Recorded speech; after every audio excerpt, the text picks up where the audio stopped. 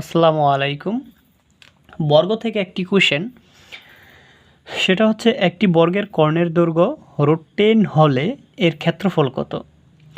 তাহলে এখন আমরা বর্গের ক্ষেত্রফল নির্ণয়ের সূত্র, যে ক্ষেত্রফল কত, তাহলে বাহু স্কোয়ার, অর্থাৎ এক বাহু আমাদের কে স্কোয়ার, অর্থাৎ এ স্কোয়ার। এখন এর মান তো আমরা জানি না, তাহলে কর্ণ থেকে আমরা এর মান বের করব। তাহলে কর্ণের নিয়মটা কীরকম, তাহলে এই হচ্ছে আমাদের একটা বর্গ। হ্যাঁ, এখন বলছে যে এই বর্গের এইটা হচ্ছে কর্ণ, আর এভাবে দিলে এটাও কর্ণ। যাই হোক, একটা বর্গের দুইটা কর্ণ থাকে, সমান সমান কর্ণ।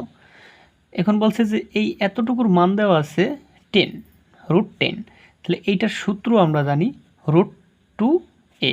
তাহলে এইটা সমান 10, তাহলে আমরা এরকম লিখতে পারি √2a সমান হচ্ছে √10, বা a সমান উপরে 10 নিচে 2, বা a সমান, তাহলে আমরা √ওভার দিতে পারি 10, সুতরাং a সমান আসতে আছে √5।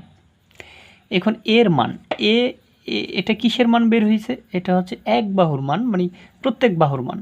তাহলে এখানে √5, এখানে √5, এখানে √5, এখানে √5।